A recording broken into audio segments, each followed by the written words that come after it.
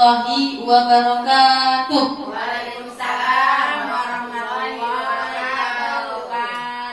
Baik Bapak Ibu, sebelum kita melaksanakan kegiatan kita pada hari ini, alangkah baiknya kita akan melakukan atau pembacaan doa supaya apa yang kita lakukan pada hari ini mendapat keberkahan dari Allah Subhanahu wa taala.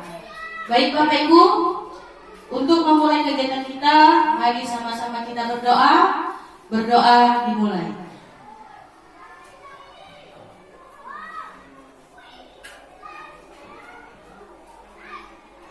Berdoa selesai. Nah, baik. Pertama kali saya ucapkan alhamdulillah, bersyukur kepada Allah atas kehadiran Allah dan berkat kepada hidayahnya kita bisa berkumpul di ruangan yang sama-sama kita cintai ini. Dan tak lupa pula salawat dan salam yang kita sampaikan kepada Nabi kita Nabi Muhammad SAW dengan mengucapkan Allahumma sholli wa sallim wa barik alaihi. Semoga dengan memperbanyak salawat kepada beliau kita termasuk umat yang mendapatkan syafaatnya di hari kemudian kelak. Amin. Amin ya rabbal alamin. Sebelumnya saya mengucapkan terima kasih kepada Bapak Ibu yang sudah hadir meluangkan waktunya untuk mengikuti kegiatan kita pada hari ini, yaitu sosialisasi tentang penerapan disiplin positif. Nah, jadi Bapak Ibu, sebelum kita memasuki materi yang akan saya sampaikan, saya akan melakukan ice breaking. Nah, sebelumnya pasti Bapak Ibu sudah mengetahui kan apa itu ice breaking? Belum? Masa belum? Nah, jadi begini Bu, ice breaking ini bisa kita terapkan di kelas kita, yang gunanya atau tujuannya untuk menyenangkan murid-murid kita. Jadi selama ini kalau kita perhatikan murid-murid kita merasa bosan dengan pembelajaran yang kita ajarkan, kita bisa menerapkan ice breaking ini. Nah, jadi di sini saya akan membuat ice breakingnya. Bapak Ibu mendengarkan clue atau kata kunci yang akan saya berikan. Contoh ya Bu, kita mulai dulu. Clue-nya itu bumi bentuknya apa Bapak Ibu? Apa? Bulat. Iya, bulat. Apa artinya lonjong? Iya, tapi yang kita ketahui sama-sama bahwa bumi itu bentuknya Bulat. iya, bulat. Nah, jadi kalau bentuknya bulat, kalau angka 100 itu berapa? 2. Iya, 2. 2 bulatnya. Kalau 1000? 3. Kalau 106? 2. 3. 3. 106? 3 atau 2? 2 atau 3? 2. Iya, 2. Kenapa? Karena 106, 106 yang bentuknya bulat ada 2. Apa itu angka 0 dan angka 6? Jadi kalau 188? 3. 100? Iya, ada 4. Kalau 199? 2. Iya, nah ini dapat kita terapkan di kelas kita masing-masing. Nah, gunanya untuk melatih daya pikir anak. Ini kan Bapak Ibu? Nah, ada lagi Bapak Ibu. Jadi SPG-nya seperti ini. Ingat clue-nya ya. Clue-nya artinya kata kunci. Lakukan yang saya katakan dan jangan lakukan yang saya contohkan. Ngerti? Saya ulangi. Clue-nya, lakukan yang saya katakan, bukan lakukan yang saya contohkan. Bisa? Bisa? Kurang semangat. Bisa Bapak Ibu? Tata. Oh, mungkin karena tadi saya belum menanyakan kabar Bapak Ibu ya kan? Jadi nggak semangat. Iya. Jadi sebelumnya saya juga minta maaf lupa menanyakan kabar Bapak Ibu. Iya, sebelumnya Bapak Ibu, kalau nanti saya tanya apa kabar Bapak Ibu sekalian, maka Bapak Ibu boleh jawab alhamdulillah, luar biasa, Allahu Akbar. Kenapa saya ambil ini? Karena saya mengampuh pendidikan atau kualitas pendidikan saya sebagai guru agama Bisa. Maka kalau jago dari guru olahraga, salam olahraga, sport. Nah, jadi kalau saya, apa kabar Bapak Ibu sekalian? Maka jawabnya alhamdulillah. Luar biasa.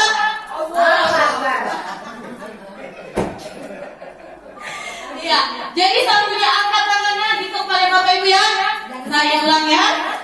Apa kabar Bapak Ibu sekalian? Alhamdulillah. Luar biasa.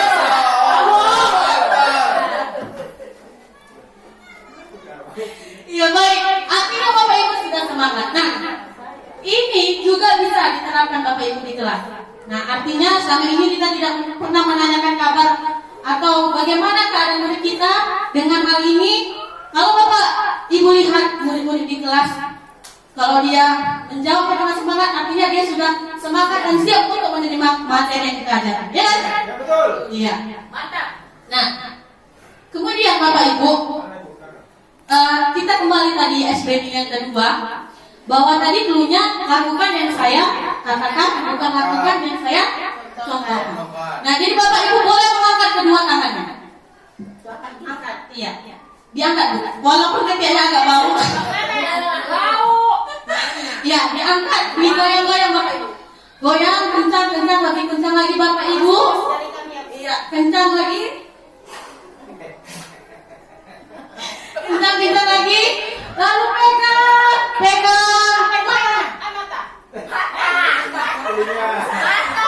Mana matanya Bapak Ibu? Gimana? Nah, jadi dari sini kita bisa lihat, artinya Bapak Ibu belum fokus. Iya kan? Iya, tadi kata kuncinya kan sudah saya katakan. Nah, jadi Bapak Ibu, apakah mata sudah berpindah ke kuping? Belum kan? Nah, artinya itu tadi. Belum fokus. Iya, fokus. Ini juga bisa Bu diterapkan di dalam kelas kita.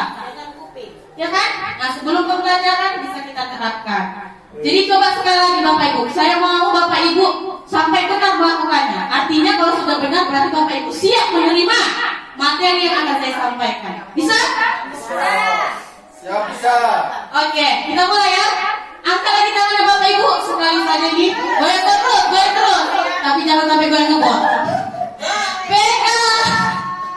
Pegang hidungnya. Iya, sudah benar. Tepuk tangan buat Bapak Ibu dulu yang hebat-hebat ini. Nah, artinya Bapak Ibu sudah siap menerima materi yang akan sampaikan. Nah, ini tadi hanya untuk membangun semangat untuk Bapak Ibu agar siap menerima, siap menerapkan apa yang baik yang akan saya sampaikan dan diterapkan dalam kelas masing-masing. Kemudian Bapak Ibu, coba Bapak Ibu perhatikan layar yang ada di depan. Di sini ada pertanyaan pemantik. Jadi Bapak Ibu setuju atau tidak setujukah pada pernyataan yang ada di layar? Setuju. Nah, pada pernyataan yang pertama, hukuman dapat mendisiplinkan anak. Kira-kira Bapak Ibu setuju atau tidak? Setuju. Setuju. Ada yang tidak setuju? Ada siapa itu? Ada yang tidak setuju? Setuju semua? Setuju. Setuju. Nah, jadi di sini saya mau bertanya, apa alasan Bapak Ibu menjawab setuju? Siapa kira-kira yang mau mewakili menjawabnya? Pak Jainal. Ada? Oke, Pak. Bapak Jainal yang paling semangat saya lihat. Baik, untuk menyikapi pertanyaan tersebut, hukuman dapat mendisiplinkan anak, setuju, karena dari sikap hukuman itu lebih anak tersebut lebih berbuat yang lebih positif, karena ada tindakan dan ada yang maksudnya kalau mereka ada paksaan, hukuman itu mereka itu lebih berhati-hati untuk berbuat dalam hidup mereka. Oke, terima kasih Bapak Jainal. Beri tepuk tangan dulu Bapak Ibu. Iya. Nanti saya jelaskan ya. Lanjut pertanyaan kedua. Pemberian hukuman dengan hal positif seperti membaca atau membersihkan halaman sekolah dapat meningkatkan disiplin anak. Setuju Bapak Ibu? Setuju. Iya, setuju semuanya. Kayaknya kurang semangat. Tapi tadi udah makan Bu. Kurang banyak. Oh, kurang banyak ya. Baik, yang ketiga, memberi penghargaan dapat meningkatkan motivasi belajar anak. Setuju? Oke, baik. Nah, di sini saya akan menjelaskan bahwa yang pertama, hukuman dapat mendisiplinkan anak. Nah, di sini Bapak Ibu, memang sekilas kita setuju dengan hal ini. Tapi Bapak Ibu, hukuman ini bisa berdampak negatif bagi anak-anak kita. Ya, jadi selama ini kalau kita memberikan hukuman kepada murid-murid kita yang tidak bisa kita atur atau tidak sesuai dengan norma-norma yang ada atau yang kita terapkan, maka hukuman ini Bapak Ibu tidak sepenuhnya benar. Jadi kenapa saya bilang begitu? Karena akan menimbulkan sikap pemberontak bagi anak-anak. Contoh Bapak Ibu, apa Bapak Ibu kalau sudah melaksanakan hukuman kepada anak-anak, apa anak-anak itu contohnya kita kasih tugas, ya kan? Dia tidak selesai, kita hukum dia. Kita hukum, lalu dengan kita hukum tadi, apakah kedepannya dia juga harus kedepannya juga selesai tugasnya? Tidak. Belum tentu kan Bapak Ibu. Tidak selamanya. Nah, jadi itu tadi, hukuman dapat mendisiplinkan anak itu tidak setuju. Karena itu tadi yang saya jelaskan, bahwa hukuman akan menimbulkan dampak negatif. Iya, baik. Nah, jadi Bapak Ibu, topik yang akan kita bahas pada penerapan budaya positif ini ada 6. Yang pertama, disiplin positif dan nilai-nilai kebajikan universal. Yang kedua, teori motivasi, hukuman dan penghargaan, restitusi. Dan yang ketiga, keyakinan kelas. Keempat, kebutuhan dasar manusia dan dunia berkualitas. Yang kelima, restitusi. 5, posisi kontrol. Nah, yang keenam, restitusi, segitiga restitusi dan mempraktikannya. Nanti di ujung kegiatan kita hari ini, saya minta Bapak Ibu berperan. Berperan, ada yang menjadi guru dan ada yang menjadi murid. Nah, untuk apa Bapak Ibu saya minta seperti ini? Agar Bapak Ibu dapat menerapkan segitiga restitusi dalam menghadapi permasalahan murid. Jadi kalau selama ini kita dalam menyelesaikan masalah murid kita beri hukuman saja, maka hari ini setelah saya sampaikan materi ini kita akan berubah mindset kita. Jadi selama ini kalau kita beri hukuman, ternyata itu tadi Bapak Ibu ada dampak negatifnya.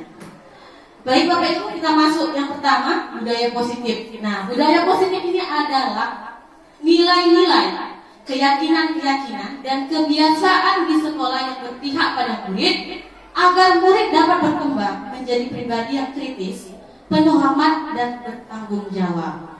Nah, jadi sama-sama kita ketahui bahwa budaya itu adalah kebiasaan-kebiasaan yang baik yang harus diterapkan kepada murid. Nah, yang kedua, disiplin positif.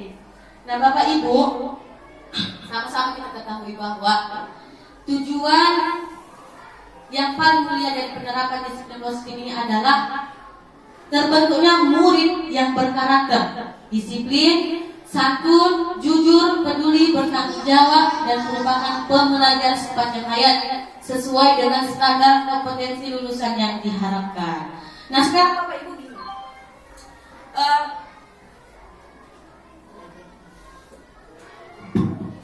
sekarang begini Bapak Ibu, dari yang saya sampaikan pasti Bapak Ibu ada perubahan pemikiran. Kalau tadi yang saya bilang mindset, perubahan paradigma atau pandangan selama ini kita tadi memberi hukuman. Nah, sekarang saya mau kita melihat posisi kontrol kita.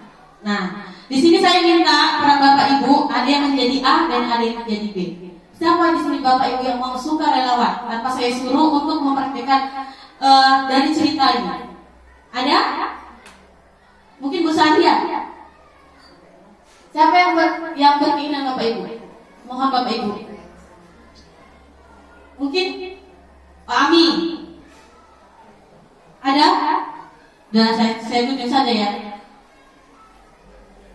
Boleh Pak Ami. Bu Sofi dan Bu Sari. Nah, jadi Bu Sofi mau jadi A atau Bu Sari jadi B? Dari A aja lah. Jadi A. Nah, jadi kalau Ibu Sari menjadi A, Ibu ambil kertas.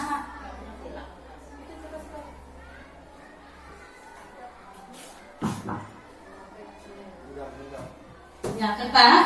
Terus kemudian Ibu Sari tulis sesuatu yang berharga bagi Ibu sendiri. Sesuatu yang sangat berharga menurut Ibu.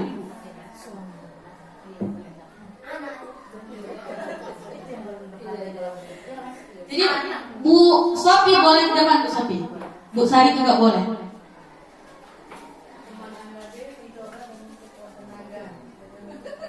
Berdiri Bu. Ya, ini artis kita ini.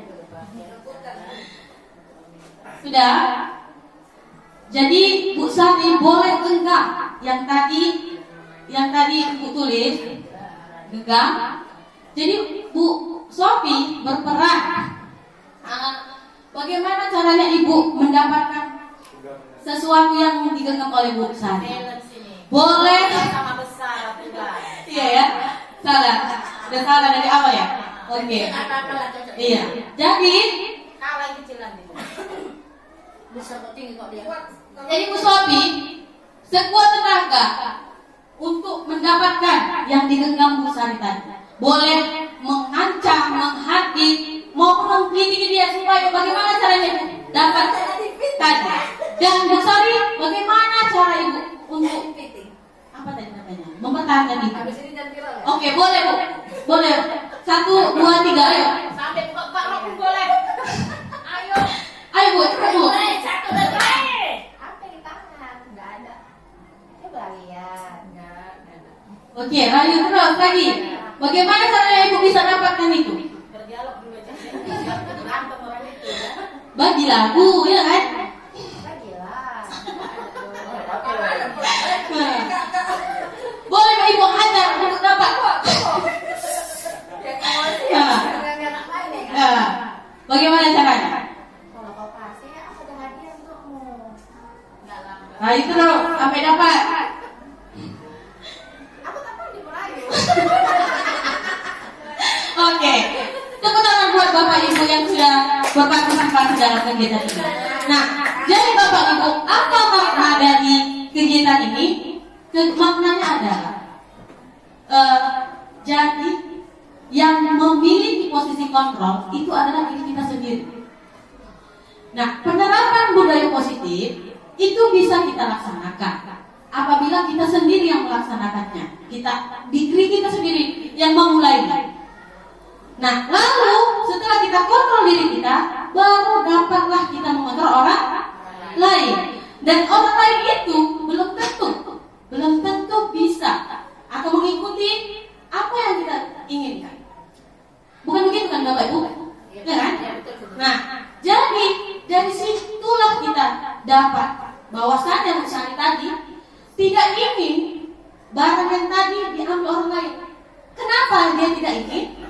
Karena belum tentu orang lain itu bisa menjaga yang seperti yang saya jaga tadi. Ya kan? Jadi titik permasalahannya, sesuatu yang kita usahakan, kita pertahankan, itu ada pada diri kita. Mau kita buka, maka diri kita yang memulainya. Mau kita jaga, kita tutup, maka diri kita juga yang memulai. Nah, sekarang Bapak Ibu, teori kontrol atau teori pilihan yang ketiga Bapak Ibu coba perhatikan. Itu tadi kita mencoba mengubah orang lain agar berpandangan sama dengan kita. Sedangkan pada teori kontrol kita berusaha memahami pandangan orang lain tentang dunia kita dengan dunia orang lain sama atau tidak? Tidak. Nah, tidak. Maka coba Bapak Ibu perhatikan yang ada di layar. Bagaimana menulis 2024? Iya. Yang mana Bapak Ibu? A. Ada yang menjawab A. Ada lagi yang menjawab lain? B. B. Ada lagi? Jawabannya B. B. Ada lagi? D.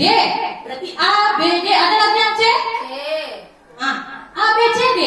C. B. Tidak. Sudah? Coba Ibu pahami dulu. 2 kosongnya 24. Itu Oke. 24. Iya,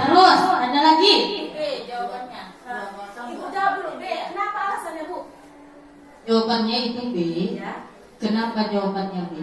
Karena pertanyaannya itu bagaimana menulis 2024 bukan 2024. Oke. Jadi lebih tepatnya jawabannya B karena di situ kosongnya 2, kemudian angka 2 dan angka 4. Jadi 2 kosongnya dan 2 4.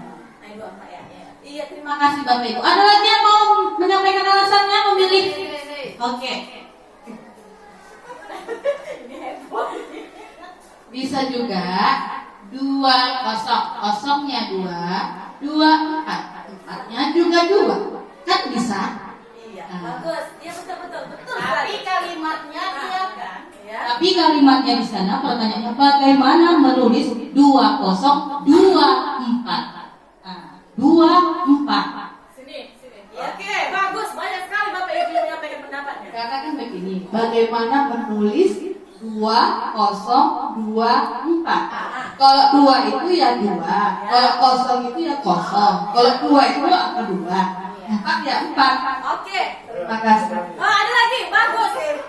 Menurut KBI, Kamus Bahasa Iya, Indonesia, benar bahasa Indonesia. bahwasanya penulisan angka dan huruf itu berbeda nih. Kita lihat bagaimana menulis. Yang pertama 2, itu menulis Iya. kosong. Tulis 2. Ditambah lagi 2 lagi, tambah berapa lagi? Nanti 2024. Oke. Tepuk tangan buat Bapak Ibu guru yang sudah aktif Sekali mengikuti kegiatan ini. Tepuk tangan ya Bapak Ibu. Iya, Bukan jumlahnya ditanya Iya. kosong ya. iya. Sebenarnya Bapak Ibu sudah hebat, sudah bagus. Nah artinya dari pernyataan atau pandangan yang di depan, Bapak Ibu sudah bisa melihat, ya kan? Melihat teori kontrol. Nah jadi tadi kita kembali bahwasannya yang ketiga, kita mencoba mengubah orang lain agar berpandangan sama dengan kita. Jadi Bapak Ibu, jawaban Bapak Ibu sebenarnya tidak ada yang salah dan tidak ada yang benar. Kenapa? Ya kan? Karena di teori kontrol pada yang ketiga, bahwasanya kita mencoba mengubah orang agar berpandangan sama dengan kita. Bisa kita samakan pandangan kita dengan orang lain? Nah, itu tadi Bapak Ibu. Maka saya bilang tidak ada yang benar dan tidak ada yang salah. Semuanya benar yang dalam Bapak Ibu. Yang sekarang bagaimana kita memandang itu saja. Maka itu tadi adanya perbedaan. Nah, itulah tadi Bu, teori cara pandang seseorang. Iya, cara pandang seseorang. Beda-beda. Nah, itu tadi. Tidak ada yang benar. Yang benar ya itu ya. Jadi intinya cara pandang setiap orang itu berbeda-beda. Iya, betul sekali. Itu dianya. Itulah saya kasih pertanyaan seperti ini supaya kita menyadari. Iya, contohnya begini Bapak Ibu. Jadi kita walaupun dalam kegiatan diskusi juga seperti itu Bapak Ibu. Maka dibilang kalau sudah menurut pendapat tidak ada yang benar, tidak ada yang salah. Nah, itu dia. Lanjut. Nah, di sini bahwasannya disiplin positif, teori kontrol itu terbagi menjadi 3. Anda tidak bisa mengontrol orang lain, hanya Anda yang bisa mengontrol diri Anda. Yang kedua, semua perilaku memiliki tujuan. Yang ketiga, model berpikir, menang-menang, berkolaborasi dan konsekuensi, menciptakan pilihan-pilihan baru. Nah, jadi nanti dari teori disiplin ini kita pelajari. Maka disiplin tadi sudah, teori motivasi nanti kita pelajari 5 posisi kontrol. Nah, nanti Bapak Ibu bisa mengidentifikasi posisi kontrol mana yang Bapak Ibu laksanakan dalam kegiatan proses pembelajaran. Kalau selama ini nanti mungkin kita tidak sadar bahwa kontrol kita ada di sini atau di sini atau di sini, bahkan bisa jadi di sini. Nah, lalu kita akan mempelajari dengan 5 kebutuhan dasar manusia. Baik Bapak Ibu, nah kita masuk pada nilai kebajikan universal. Sama-sama kita ketahui bahwa nilai kebajikan itu adalah sifat-sifat positif manusia. Nah, Penilaian kebajikan ini, kalau bagi murid kita, dia berpatok pada profil pelajaran Pancasila atau P3, yaitu terdiri dari 6 elemen: beriman, bertakwa kepada Tuhan Yang Maha Esa, yang kedua mandiri, bernalar kritis, berkebinekaan global, gotong royong, dan kreatif. Ya. Jadi Bapak Ibu, semoga dengan nilai-nilai kebajikan universal ini dapat kita tanamkan pada murid kita. Lanjut, yang kedua teori motivasi.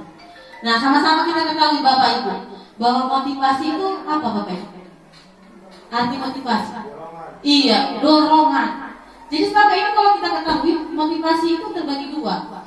Ada namanya intrinsik dan ada ekstrinsik. Kalau dalam bahasa Inggris itu tidak. Jadi faktor dalam dirinya sendiri. Iya. Jadi kesadaran dirinya. Nah, yang kedua ekstrinsik kita yang saya bilang itu dorongan dari luar, ya kan? Bisa dari lingkungan, dari orang lain, maupun lain sebagainya. Nah, jadi Bapak Ibu, kalau kita lihat anak-anak kita, motivasi belajarnya apakah sudah dari dalam dirinya atau dari luar? Dua-duanya. Kalau dua-duanya seimbang lah berarti ya. Jadi Bapak Ibu, kalau siswa kita bilang berhasil, itu apabila sudah tumbuh kesadaran yang ada pada dirinya, artinya motivasi intrinsiknya. Jadi atau internal. Inilah dia tadi Bapak Ibu. Kenapa motivasi perilaku manusia ini ada 3? Yang pertama untuk menghindari ketidaknyamanan atau hukuman. Nah, kenapa Bapak Ibu, anak-anak kita selama ini kalau mengerjakan tugas sebenarnya dia tuh gak paham. Nah, gak paham dikerjakannya. Kenapa? Karena dia takut untuk mendapat hukuman dari Bapak Ibu gurunya. Ya kan? Nah, maka itu tadi yang disebut dengan motivasi X.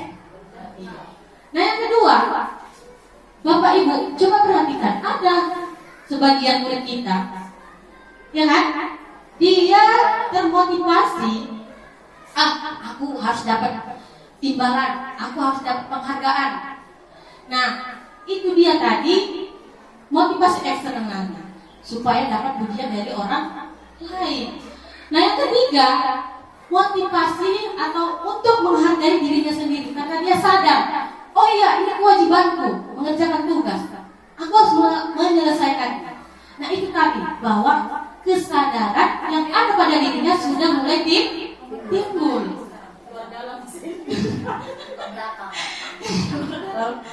Ya. Lanjut Bapak Ibu. Nah, inilah dia Bapak pendidikan kita. Siapa Bapak ini? Iya, Ki Hajar Dewantara. Nah, Ki Hajar Dewantara mengusung bahwasannya pembelajaran itu kita sebagai guru harus dapat memerdekakan. Nah, kalau menurut Ki Hajar Dewantara, merdeka itu artinya tidak hanya terlepas dari perintah, akan tetapi juga cakap buat pemerintah diri sendiri. Kalau Bapak Ibu mengartikan merdeka itu apa? Bebas. Terus?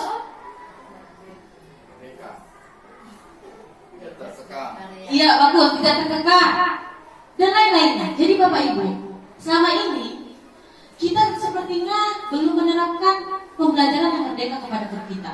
Kurikulumnya pun belum semua pakai kurikulum merdeka. Iya. Nah, jadi Bapak Ibu, bukan arti harus kurikulum merdeka kita merdekakan murid.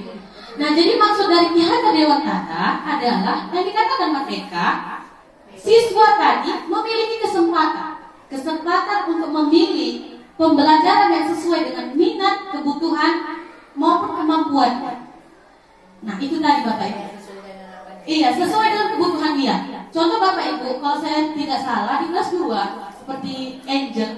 Nah, ini kan kita dalam proses pembelajaran selama ini kita melaksanakannya sama dengan secara global. Iya, secara sama semua global ya kan? Nah, jadi maksudnya adalah kita harus membedakan. Karena apa tadi? Itu tadi harus sesuai dengan kebutuhan, minat maupun kemampuan. Belum sama. Berarti Ya, kalau kalau- seperti itu Bu harus dikelompokkan lah dia ya begitu.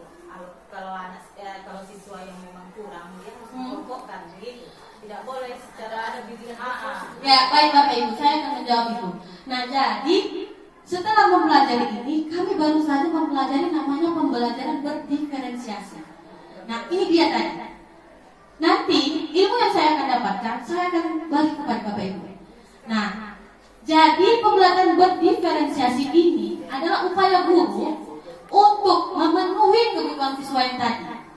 Yang mana betul kita kelompokkan mana yang dia sesuai dengan kebutuhannya, kita kelompokkan, lalu nanti kita pemetaan namanya, pemetaan kebutuhan belajar murid. Setelah kita lakukan pemetaan, nanti kita akan kita mudah untuk melakukan proses pembelajaran yang sesuai dengan anak tersebut. Itu tadi ya Bu ya. Nah, sekarang gini Bapak Ibu, kalau kita dalam pelaksanaan pembelajaran selama ini kita melakukan hukuman, ya kan? Hukuman sebenarnya apa sih bedanya hukuman dengan konsekuensi ini? Ada yang tahu Bapak Ibu?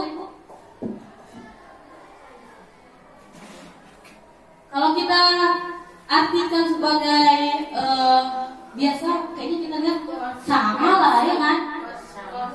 Sama ya? Harus Tuntutan itu bukan konsekuensi. Nah, iya. Tuntutan ya? Nah, jadi Bapak Ibu, ya, pendapat itu tidak, tadi saya bilang, pendapat itu tidak ada yang salah. Iya. Jadi Bapak Ibu, hukuman itu adalah gini bedanya. Kalau hukuman kita kasih berupa langsung. iya tiba-tiba benar Bapak. Benar itu tadi. Ya. Jadi kalau hukuman itu berupa fisik. Bisa menyakiti dia. Ya kan? Dan itu diberi secara tiba-tiba. Nah, sedangkan konsekuensi iya boleh bisa verbal, bisa non verbal, fisik dan lain sebagainya. Nah, sedangkan konsekuensi Bapak Ibu, ini hukuman yang kita beri setelah adanya kesepakatan. Iya. Jadi kita sudah janji dari awal, apabila tidak melaksanakan sesuatu yang kita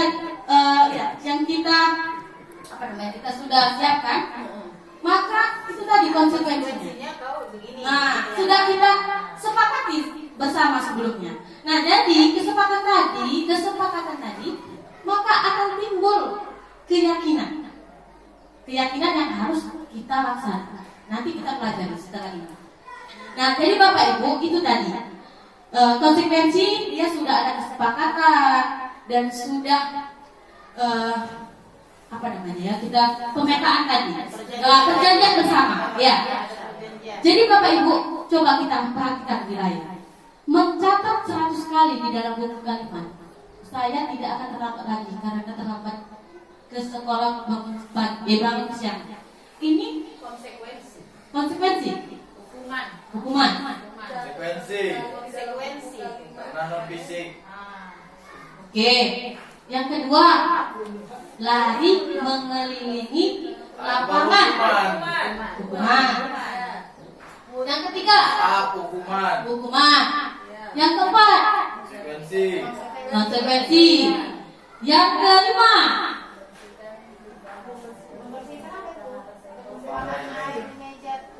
Hukuman lah. Membersihkan tumpahan air yang dijatuhkan. baik. Itu sudah mewakili jawaban dari Bapak Ibu. Kita lihat jawabannya Bapak Ibu ya. Nah, kenapa mencatat 100 kali di dalam buku termasuk hukuman? Gini Bapak Ibu. Tadi sebelumnya ini bisa jadi hukuman atau konsekuensi. Kenapa saya bilang itu? Kita belum tahu ini sudah ada kesepakatan atau belum, ya kan? Nah, kalau belum ada kesepakatan, maka dia tidak masuk hukuman. Kalau sudah ada, maka dia termasuk konsekuensi. Tapi, kenapa saya bilang hukuman? Kalau mencatat 100 itu capek tidak? Fisik ya kan? Nah, maka kita pindah ke hukuman. Nah, ini lari lapangan. Ya, jadi inilah Bapak Ibu jawabannya. Tadi saya katakan itu dari perbedaannya hukuman dengan konsekuensi. Baik, selanjutnya Bapak Ibu. Nah, ini dia tadi. Hukuman sesuatu yang menyakitkan harus terjadi. Itu tadi sakit, baik itu verbal maupun non verbal, fisik, ya kan? Hukuman ada paksaan. Ini dia perbedaannya Bapak Ibu. Boleh Bapak Ibu pahami terlebih dahulu sebelum kita lanjut ke materinya.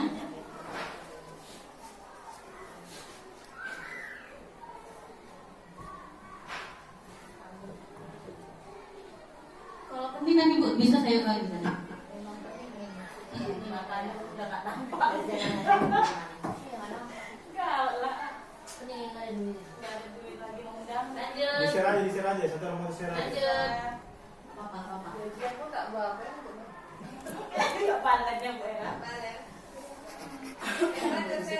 Ya, nanti saya share Bu. Oke. Buku lagi yang ditanya. Lanjut. Kita masuk restitusi. Apa sih sebenarnya restitusi ini? Ngeres-ngeres. Kalau kita sampai di res ini artinya kurang, ya kan? Res kaya lah. Habis, ya kan?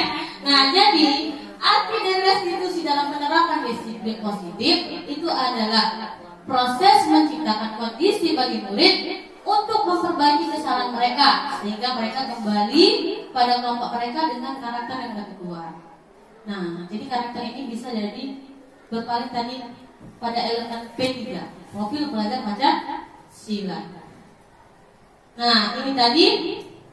Nah, di sini ada kaitannya hukuman, konsekuensi, dan restitusi.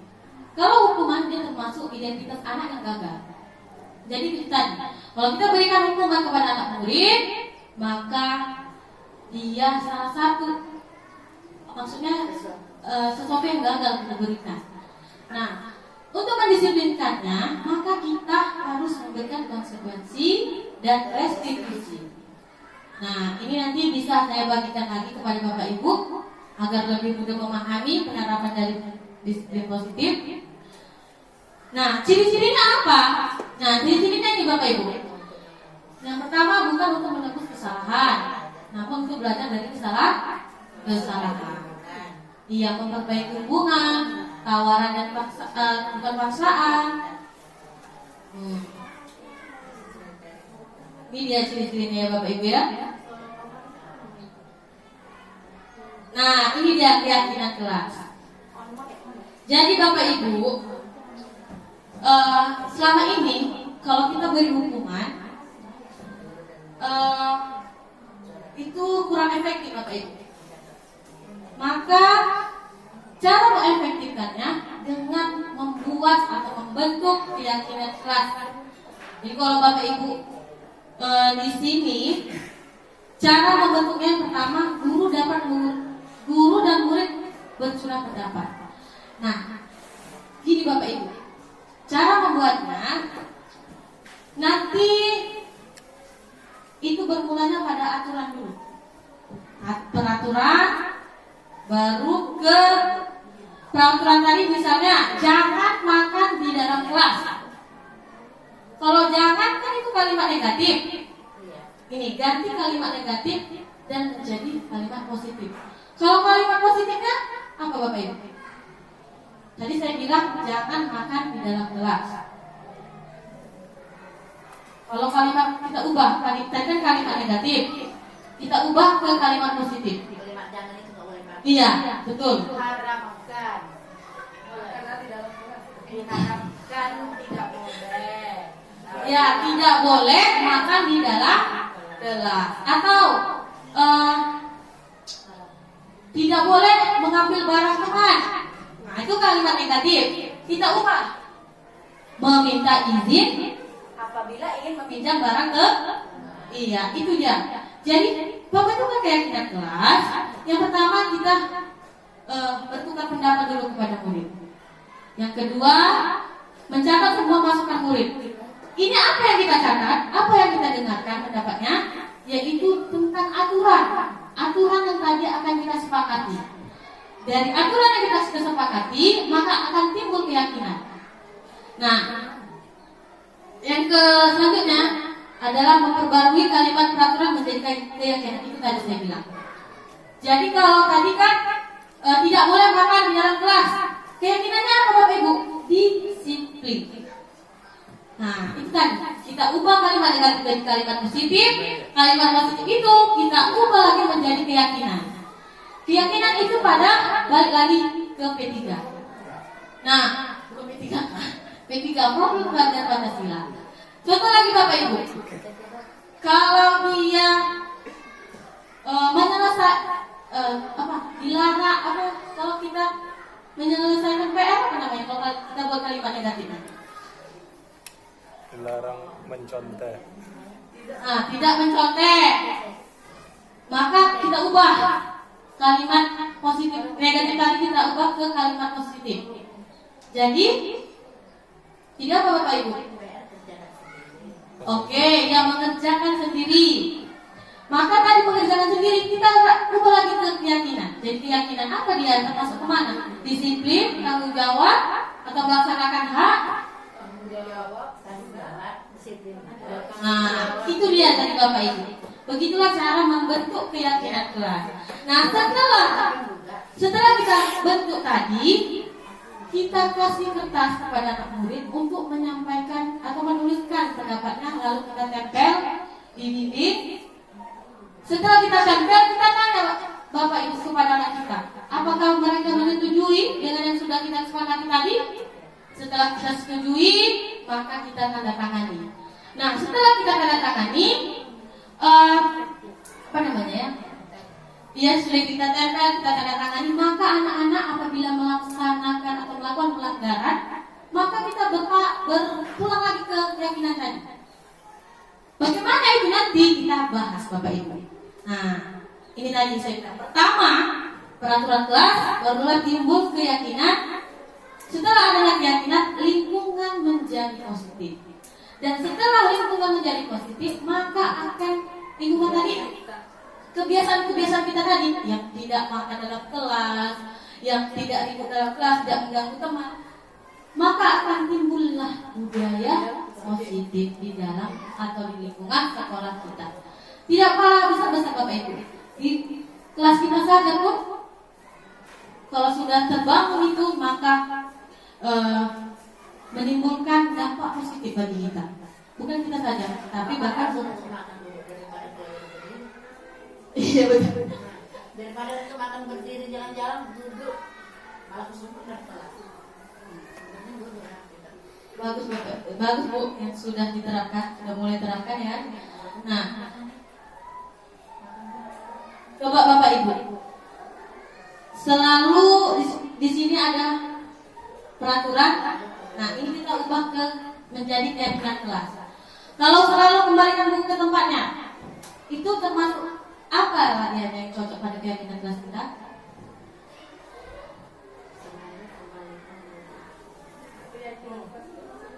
Tadi yang saya bilang Bapak Ibu, tadi kan mengerjakan PR, artinya dia disiplin. Kalau ini selalu membalikan buku ke tempatnya, Disiplin, tanggung jawab. tanggung jawab. Dilarang mengganggu orang lain, saling menghormati. Nah, itu dia keyakinannya. Hadir di sekolah 15 menit sebelum pelajaran dimulai. Nah, disiplin. Dilarang melakukan kekerasan. Dilarang melakukan kekerasan. Hargai. Iya, menghargai bisa. Dilarang menggunakan narkoba. Kesehatan. Itu tadi peraturannya. Kita ubah ke keyakinan. Nah, selalu ini dia Bapak Ibu jawabannya. Selalu kembalikan buku ke tempat, termasuk tanggung. Maka nanti bisa kita buat tanggung jawab, kita tempel di dalam di dinding kelas kita. Nah, kesehatan, saling menghargai, menghormati orang lain, inilah dia Bapak Ibu jawabannya. Nah, sekarang kebutuhan dasar manusia. Bahwa kebutuhan dasar manusia ini ada 5 Bapak. Yang pertama, bertahan hidup. Kedua, kasih sayang dan rasa diterima. Ketiga, penguasaan. Keempat, kebebasan. Dan kelima, kesenangan. Nah, bertahan hidup ini itulah kebutuhan yang harus kita penuhi, yaitu dengan memenuhi kebutuhan sandang, pangan maupun papan. Kenapa kita harus penuhi? Agar kita bisa melanjutkan kehidupan kita pada tahap selanjutnya. Nah, kebutuhan kasih sayang dan rasa diterima. Inilah pengakuan atas koneksi sosial. Apakah kita disayangi maupun diterima oleh kalangan kita, baik itu kalangan kerabat, keluarga maupun teman. Nah, inilah kalau kita sudah timbul rasa sayang dan diterima, maka hubungan sosial kita akan tumbuh atau terjalin dengan baik. Jadi Bu, kalau kurang rasa kasih sayang bagaimana? Kalau kurang bisa minta sama suaminya Bapak Ibu. Kalau nggak ada yang nyayangi Bu, Oh, bisa ke kerabat Bapak Ibu. Nggak ada juga Bapak Ibu. Bagaimana caranya? Ya itu tadi, sesuai dengan kebutuhannya masing-masing. Lanjut, 5 posisi kontrol. Awas salah sebut ya Bapak Ibu. Posisi apa Bapak Ibu? Kontrol. Iya, kontrol. Ada 5 Bapak Ibu. Yang pertama penghukum, kedua pembuat rasa bersalah, ketiga teman, keempat pemantau, kelima manajer. Nah, kalau saya tanya Bapak Ibu, selama ini kita melaksanakan kegiatan pembelajaran, Bapak Ibu mana posisi kontrolnya? Kalau dia penghukum, kalau dia kerjakan PR, nah, kita tunjuk-tunjuk dia dengan nada yang tinggi. Nah, kalau pembuat rasa bersalah, itu tadi guru berkata, kamu seharusnya kamu sudah tahu, ibu lelah sekali mengatakannya. Ibu stres, membuat rasa bersalah, atau kita bisa mengatakan, ibu kecewa dengan kamu nak. ibu cepat tua gara-gara. Itulah membuat rasa bersalah. Jadi siapa yang merasa bersalah? Iya, muridnya. Jadi kalau ibu mengomongkan kayak gitu, maka posisi ibu saat itu sedang berada di posisi pembuat rasa bersalah. Jadi kalau Bapak Ibu, kau yang nggak siap-siap sampai sudah disebut ya, maka kita dalam posisi kontrol itu sebagai penghukum. Iya, penghukum. Nah, kalau sebagai teman, ayolah nak, kerjakan PR-nya. Ya kan? Kita rayu dia. Itu maka posisi kita berada di posisi kontrol sebagai teman. Jadi Bapak Ibu, kita sebagai guru bukan hanya aku guru, nggak mau aku berteman sama dia. Jadi kita harus bisa menjadi teman, menjadi orang tua, kakak, adik, ya kan? Kita harus bisa segalanya. Itulah tuntutan kita sebagai guru. Nah, lanjut. Yang keempat adalah pemantau. Yaitu di sini kita bisa menanyakan atau kita nanyakan apa peraturannya nak. Kalau di sekolah apa peraturannya yang harus dilaksanakan. Nah, jadi kamu sudah melaksanakan. Nah, itu jadi kita termasuk posisi kontrol sebagai pemantau. Nah, yang kelima sebagai manajer, yaitu kita bisa berkata kepada murid tadi, apa yang kita yakini, apa yang bisa kita kerjakan. Jadi apakah kamu bisa nak memperbaiki masalah yang tidak mengerjakan tadi? Maka saat itu kita bertanya pada murid kita, maka kita sedang melakukan posisi kontrol sebagai manajer. Nah, coba ibu, saya tanya Bapak Ibu, posisi mana saat ini? Terus? Sekarang semua lah.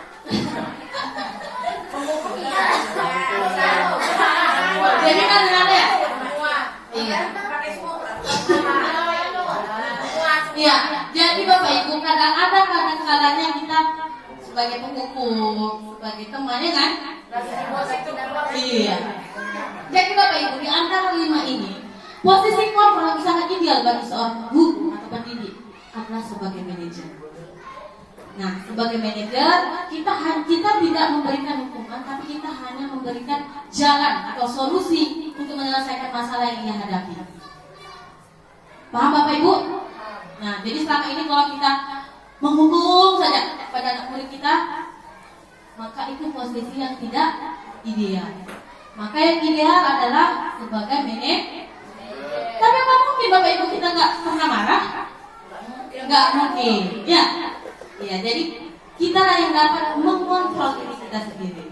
Mana kadang-kalanya kita berbuat sebagai posisi kontrol yang baik menurut kita atau sesuai dengan yang kita hadapi. Nah, jadi saya tanya di sini Bapak Ibu, kalau saya kecewa sekali dengan kamu, termasuk yang mana? Dari 5 posisi kontrol tadi, hukum. saya kecewa sekali dengan kamu. Oh, siapa? Saya Yang kedua, membuat pengakuan bersalah dia. iya, membuat rasa bersalah. Pernah belajar. Kamu tidak pernah melakukannya. Membuat rasa bersalah. Iya. Oke, ayolah lakukan demi itu. Oke, pandai. Apakah kamu mau mendapatkan stiker bintang hari ini? Hukuman. Hukuman. Bukan saya. Tidak. 5 posisi kontrol tadi. Penghukum, membuat rasa bersalah. Kalau menyelesaikan masalah, manajer. Manajer, oke.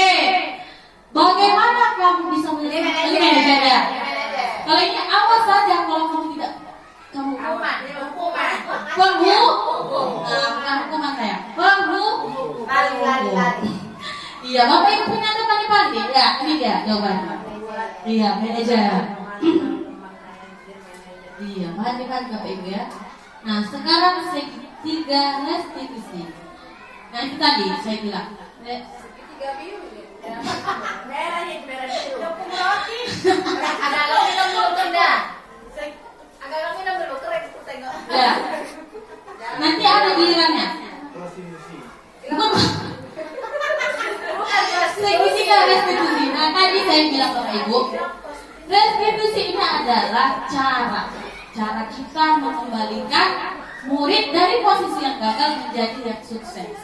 Nah, jadi kalau kita sampai kemana-mana dengan menerapkan ini, kita akan membuat atau mengurangi kita sebagai guru untuk jadi marah-marah. Nah, jadi segitiga restitusi ini tahapannya yang kita terapkan ada 3. Yang pertama menstabilkan identitas, yang kedua menanyakan keyakinan. Yang pertama menstabilkan identitas, kedua validasi tindakan yang salah, yang ketiga menanyakan keyakinan. Ini tadi menanyakan keyakinan apabila kita sudah bentuk keyakinan di kelas kita. Nah, pada tahap menstabilkan identitas kita bisa menanyakan kepada murid kita. Setiap orang pasti pernah melakukan kesalahan. Ini yang kita apabila kita tanyakan ini kepada murid kita, maka kita sedang melakukan tahapan menstabilkan identitas. Paham Bapak Ibu? Nah, iya, kita stabilkan. Jadi yang kedua kita bisa tanyakan, yang berbuat salah itu bukan kamu saja, itu juga pernah membuat kesalahan. Mungkin yang kamu lakukan saat ini, ibu juga melakukan hal yang sama apabila ibu menghadapi permasalahan yang kamu hadapi. Nah, ini juga termasuk menstabilkan identitas. Nah, yang kedua, validasi tindakan yang salah. Jadi kita bisa tanyakan kepada murid kita yang berbuat kesalahan dengan menanyakan, kamu tentu punya alasan kenapa kamu berbuat seperti itu. Nah, kalau kita tanyakan ini kepada murid kita, maka kita sedang validasi tindakan yang salah. Nah, jangan, pasti anak murid itu tidak seperti itu. Pasti kalau dia dandan kepada gurunya, iya bu, siap bu, maksudnya seperti itu. Tapi kalau sudah keluar dari hadapan gurunya, nggak bisa begitu kan? Tidak sesuai. Nah, jadi yang ketiga menanyakan keyakinan. Kita bisa berikan pertanyaan kepada murid kita. Jadi kamu melakukan kesalahan ini apakah sudah sesuai dengan keyakinan yang kita sepakati? Nah, kalau kita tanyakan itu, maka kita sedang melakukan tahapan menanyakan keyakinan. Itu Bapak Ibu. Lanjut, ini tadi yang saya dia. Karena dia cari sendiri solusinya. Kalau kita yang mencarikan, pasti ibu itu yang nyuruh Pak. Nah, itu dia. Nah, sekarang saya mau Bapak Ibu mempraktekkan segitiga restitusi. Siapa yang mau? Bu Era, Ami. Ya, Bu Era sama Ami. Kita dialog. Jadi segitiga restitusi ini, inilah contoh penerapannya. Jadi Bapak Ibu berbagi peran. Bu Era boleh menjadi guru atau Pak Ami boleh menjadi sebagai siswa.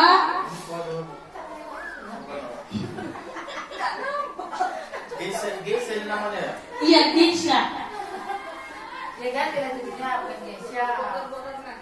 Iya betul. Aja bunga atau bulan itu kacamata. Betul. Satu lagi. Betul menjadi gurunya. Salah kacamata itu. Geisha biasanya perempuan ya. Udah kaulan, masih muda kok bantu. Oke, saya kasih mic satu lagi ya Bapak Ibu ya. Enggak nasa. Apa kacamata itu? Bukan salah. Pakai kacamata. Bukan kayak gitu. Ini bisa kurang dekat namanya. Enggak, itu Bu. Jadi saya sebagai Ibu sebagai gurunya. bisa dimulai? Bisa. Pagi Ami. Baik, pagi Bu.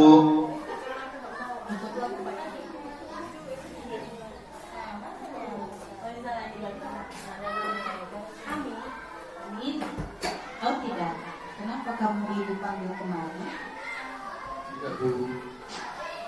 Kamu itu ibu panggil kemari karena kamu sering tidak menyelesaikan tugas yang ibu beri.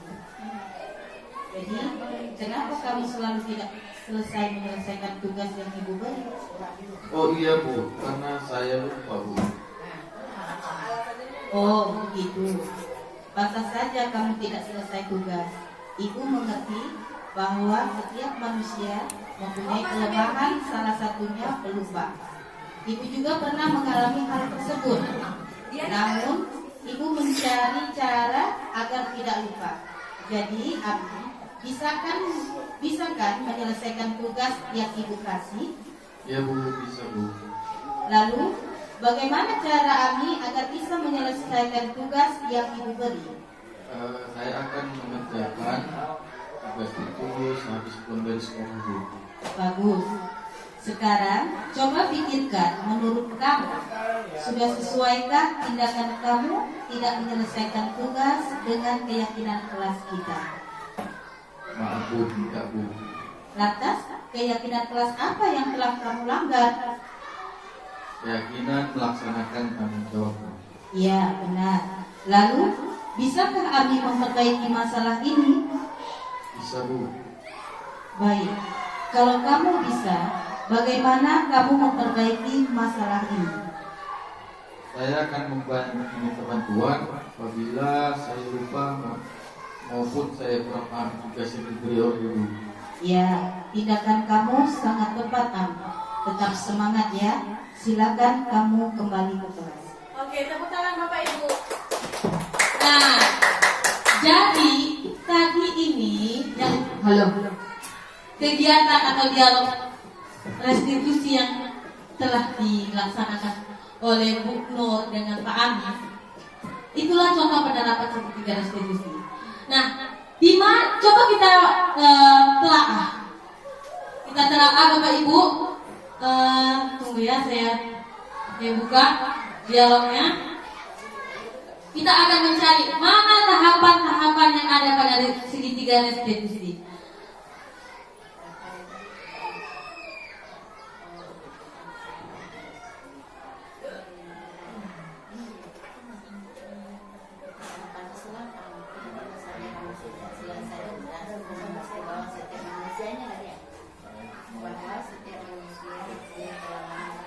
Oke, coba Bapak Ibu perhatikan di layar Bapak Ibu. Kita telah mana tahapan-tahapan yang sesuai dengan restitusi tadi. Tadi restitusi itu ada 3 tahapan. Yang pertama, menstabilkan identitas. Nah, mana dia bagian yang menstabilkan identitas? Mana Bapak Ibu?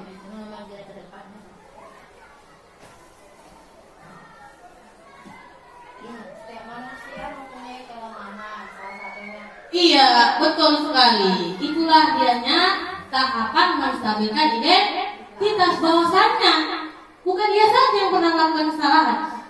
Ibu juga pernah melakukan kesalahan. Ibu juga pernah lupa. Lupa itu termasuk sifat atau perilaku yang manusiawi. Itu dia tahapan menstabilkan identitas. Nah, yang kedua tahapannya adalah validasi tindakan yang salah. Kira-kira mana Bu percakapannya yang sesuai? Validasi tindakan yang salah? Iya. Validasi tindakan yang salah.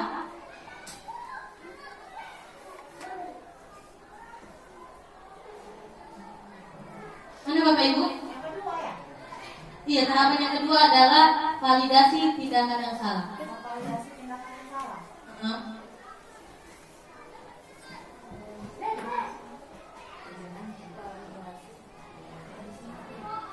Mana Bapak Ibu?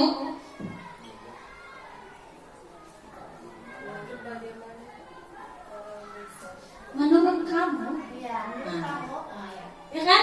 Itu adalah validasi tindakan yang salah. Menurut kamu, sudah sesuaikah tindakan kamu yang tidak menyelesaikan tugas dengan keyakinan kita? Sesuai atau tidak? Tidak sesuai. Nah, itulah dia tahapan yang kedua. Tahapan yang ketiga adalah menanyakan keyakinan. Mana Bapak Ibu percakapan yang sesuai dengan tahapan menanyakan keyakinan? Atas keyakinan biasa apa yang Pak? Iya, hebat sekali Bapak Ibu. Itulah dia tahapan-tahapan dalam menerapkan segitiga restitusi. Jadi Bapak Ibu, kalau selama ini kita menghadapi permasalahan murid, kita beri hukuman dengan berdiri, push up, baru apa namanya? Pompa. Iya, pompa, ya kan? Nah, jadi kita bisa terapkan ini Bapak Ibu. Tidak harus memberikan hukuman fisik. Nah, jadi restitusi ini kita mengacu pada bagaimana kita menawarkan cara atau solusi yang sesuai dengan keinginan dia. Jadi tidak adanya nanti di kemudian hari tidak adanya rasa berontak dari dia. Itu dia Bapak Ibu. Nah, sekarang saya mau melakukan refleksi. Nah, refleksinya Bapak Ibu yang jawab. Hal baru apa yang mengubah paradigma Ibu yang Ibu dapatkan dari kegiatan ini? Apa gagasan baru yang Ibu terima? Sofi, mau jawab? Oke. Hal yang baru apa yang mengubah paradigma saya? Maksudnya setelah Pandangan setelah- setelah melakukan kegiatan ini. pandangannya kita sebagai guru harus lebih banyak bersabar, banyak belajar dan paham tentang karakteristik anak agar kita bisa menumbuhkan bakat, minat dan kebutuhan anak itu. Yang kedua, masalah cara mendidiknya harus kita ubah polanya. Kalau sebelumnya polanya sifatnya hukuman fisik, padahal kita sudah sama-sama tahu ya, hukuman fisik maupun hukuman fisik ataupun verbal itu pun tidak dibolehkan ya kan Bu. Jadi kita dituntut untuk menggali potensi anak, biar kritis. Kalaupun dia salah, kita tanya apa salahnya, kita tanya sebab musababnya, lalu kita cari apa kira-kira solusinya kamu melanggar dari peraturan sekolah. Jadi kita nanya balik lagi istilahnya gitu kan Bu. Nah, terus ya intinya kita sebagai guru harus bisa menuntut anak-anak itu menanam karakter, berpikir kritis, kreatif, inovatif, dan pembelajaran yang menyenangkan agar siswa kita lebih maju ke depannya. Itu aja. Terima kasih Ibu. Nah, yang kedua, Perasaan apa yang muncul selama mengikuti sesi ini? khususnya mengenai makna disiplin dan motivasi intrinsik. Perasaan apa Bapak Ibu? Oke, senang. Terus semangat ya? Lebih semangat untuk mengajar. Mungkin itu yang mewakili jawaban dari Bapak Ibu. Yang ketiga, peran guru seperti apakah yang saya telah lakukan selama mengikuti sosialisasi ini? Nah, itu tadi. Peran ibu selama ini apa? Yang 5 tadi. Penghukum yang lebih sering. Penghukum sama Oke, nah jadi diharapkan Bapak Ibu setelah adanya sosialisasi ini kita dapat merubah peran kita dari penghukum menjadi posisi yang ideal, yaitu posisi manajer. Nah yang keempat, saya akan menjadi guru yang seperti apakah setelah mengikuti kegiatan ini? Seperti manajer. Oke, bagus. Ada lagi Bapak Ibu? guru yang lebih kreatif, Oke, guru yang lebih kreatif. menanamkan karakter pada siswa. Oke, itu sudah mewakili jawaban dari Bapak Ibu sekalian. Nah, sebelum saya tutup kegiatan sosialisasi ini, saya akan menyimpulkan bahwa yang pertama, kita sebagai guru harus dapat membimbing, mendidik siswa kita sesuai dengan kebutuhannya, baik berminat, bakat maupun kemampuan. Yang kedua, nantinya diharapkan Bapak Ibu kita membuat keyakinan kelas di dalam kelas kita. Nah, supaya apa? Supaya dapat mendisiplinkan anak-anak kita yang sesuai pada nilai-nilai kebajikan. Nah, nanti Bapak Ibu boleh, kalau Bapak Ibu tahu sticky note yang waktu kita bisa guru penggerak, nanti saya kasih kalau Bapak Ibu mau berbuat seperti itu. Nah, yang ketiga, kita harus menjadi guru yang serba bisa atau yang dapat memerdekakan diri kita. Nah, Ki Hajar Dewantara mengatakan bahwa tugas guru adalah menuntun tumbuh kembangnya anak sesuai kodrat, baik itu kodrat alam maupun kodrat zaman. Nah, kodrat alam ini Bapak Ibu sesuai tadi yang saya bilang, minat, bakat. Iya. Nah, zaman mengikuti zaman perubahan zaman ini. Iya. Oke, untuk suami lebih pakai. Mungkin itu saja yang saya sampaikan Bapak Ibu. Atas partisipasinya saya ucapkan terima kasih. Semoga apa yang saya sampaikan dapat kita terapkan, dapat kita implementasikan di dalam kelas kita maupun lingkungan sekolah kita. Demikian yang saya sampaikan. Saya tutup dengan wassalamualaikum warahmatullahi wabarakatuh.